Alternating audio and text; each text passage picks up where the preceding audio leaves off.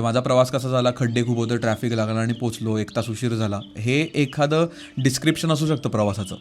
पण त्याच प्रवासाचं असंही डिस्क्रिप्शन असू शकतं ना की हां, थांबलो, टोल नाक्यानंतर फूड कोर्टला थांबलो होतो, तिकडे एका ठिकाणी खूप अपेक्षेने एक मी चहा विकत घेतला आणि तो चहा बरा निघाला. आणि तो चहा पिता पिता मी माझ्याबरोबर जे प्रवासी होते, माझे सहप्रवासी की माझे फ्रेंड्स होते, त्यांच्यावर गप्पा मारल्या आणि त्याच्यात खूप आनंद मिळाला मला.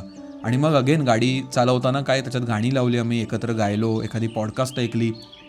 हे सगळे डिटेल्स त्या पूर्ण प्रवासाला पॉझिटिव्ह बनवतातच ना. म्हणजे 1 तासाचा लोणावळा घाटातला ट्रॅफिक हे 1 तासाचं सुंदर कॉन्व्हर्सेशन म्हणूनही बघता येऊ शकतं. अरे बघ ना, म्हणजे 2025 आणि 26 ट्रान्झिशन झालं. Happy new year, happy new year आपण 50 लोकांना मेसेजेस पाठव, पण ते ट्रान्झिशन तेवढंच होतं. आणि आज आता काय 5-6 तारखेपर्यंत आपण ऑलरेडी पोचलोय, 2026 ऑलरेडी चालू झालं आहे. पण काय स्टँड पॉईंटवर चालू झालं आहे हे खूप इम्पॉर्टंट आहे असं मला वाटतं. म्हणजे जेव्हा आपण परवा कॅफेमध्ये गेलो आणि तेव्हा विचारलं आपण एकामेकांना की 2025 कसा होता भाई.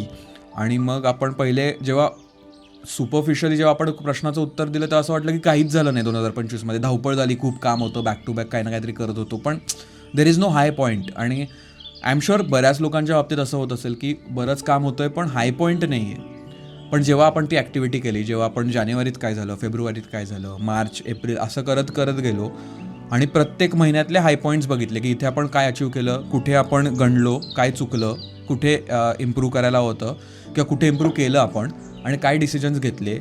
हे जेव्हा आपण इव्हॅल्युएट करायला सुरुवात केली तेव्हा अचानक या पूर्ण कॉन्व्हर्सेशनला एक पॉझिटिव्ह टोन आला. कारण की बऱ्याचशा गोष्टी अचीव झाल्या होत्या किंवा बऱ्याचशा गोष्टी चुकल्या होत्या पण त्याच्यातनं शिकलो होतो आपण, ते कारण इम्पॉर्टंट आहे.